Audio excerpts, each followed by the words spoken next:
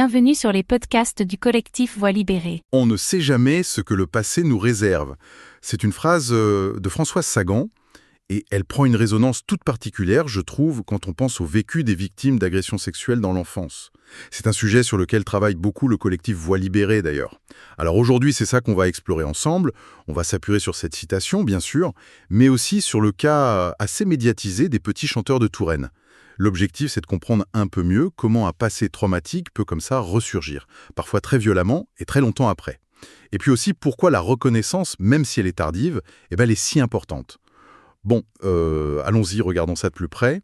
Pour ces anciens petits chanteurs, ceux qui ont été agressés par l'abbé Bernard Tartu, le passé, c'est pas juste une idée, ce sont des souvenirs très concrets. Parfois, ils étaient enfouis depuis des décennies, et hop, ils peuvent revenir comme ça sans prévenir. Et ça déclenche des émotions, une intensité assez dingue, j'imagine. Oui, c'est un phénomène psychologique assez complexe en fait. On parle souvent d'amnésie traumatique. Il y a des ressources en ligne qui expliquent ça très bien, comme le site mémoiretraumatique.org. En gros, c'est comme si le cerveau, pour se protéger d'un truc insoutenable, il mettait l'événement de côté, il le déconnecte, si on veut. Mais ce qui est assez frappant, c'est que cet oubli, il est souvent pas définitif. Des années après, voire des décennies, un petit déclencheur, parfois anodin, une odeur, un lieu, une situation, et paf, ça peut faire ressurgir les souvenirs. Intacts. Ressurgir. Sous quelle forme exactement? Parce que ça doit être extrêmement perturbant, non? Ah oui, absolument. Ça peut être des flashbacks très précis, très visuels, ou des cauchemars à répétition. Parfois, c'est une angoisse plus diffuse, mais qui est là, tout le temps. Ce retour du souvenir, c'est souvent vécu comme une nouvelle agression, une sorte d'invasion psychique. Et à ça, il faut ajouter le poids du silence qu'il y a eu au début. Le fait que personne n'ait reconnu les faits, ni socialement, ni au niveau des institutions, ça a souvent isolé les victimes. Ça rajoute une couche de solitude, de honte même. L'absence de validation extérieure, ça peut faire douter la victime d'elle-même, de sa mémoire. C'est terrible. Et justement, cette question de la reconnaissance, elle est centrale dans l'affaire des petits chanteurs de Touraine.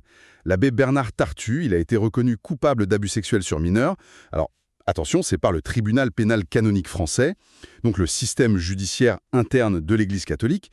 Mais cette décision, que rapportait le Monde.fr, elle date de novembre 2024. C'est très tardif. Pour certaines victimes, ça fait des décennies. Oui, et c'est précisément ce caractère tardif qui est à la fois douloureux et en même temps crucial. Si on prend un peu de recul, comme le fait le collectif Voix libérée, cette reconnaissance, même si elle met du temps, elle a une portée immense. D'abord, ça valide ce que les victimes ont vécu. Ça leur dit « ce que vous racontez, c'est vrai ». C'est grave et on le reconnaît.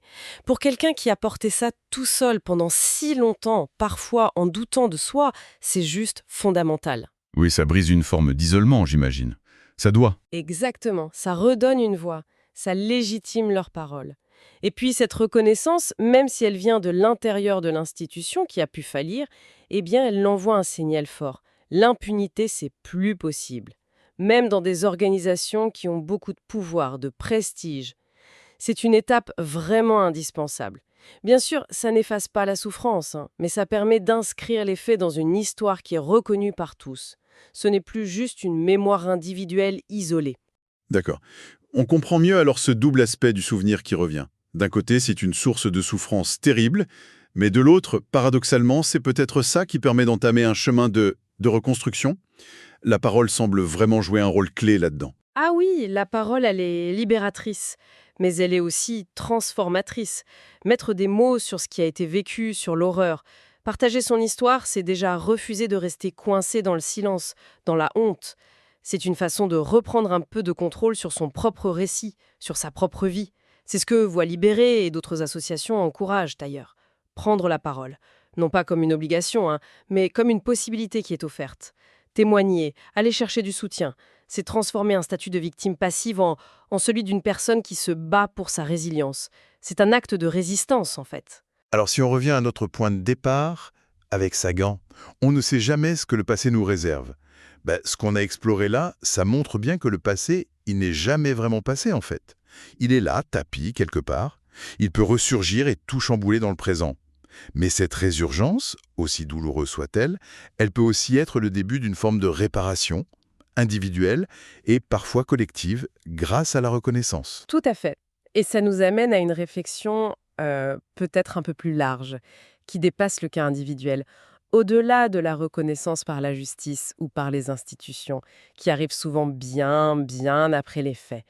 La question, c'est comment est-ce qu'une société peut de manière active créer les conditions pour que ces passés traumatiques, qui sont souvent liés à des problèmes dans les institutions, comment faire pour qu'ils puissent être entendus plus tôt, accompagnés? Comment on peut soutenir collectivement la guérison sans attendre que les victimes portent seules ce fardeau de la preuve, de la mémoire, pendant des années, des décennies? Ça, je crois que c'est une question essentielle pour l'avenir, pour nous tous. Ce podcast a été produit et réalisé par le collectif Voix libérée. Pour nous écrire, partager ou témoigner, adressez-nous un mail à pecantores37@gmail.com. Parce que nos voix comptent. Parce que le silence n'est plus une option. Parce que la mémoire exige justice et vérité.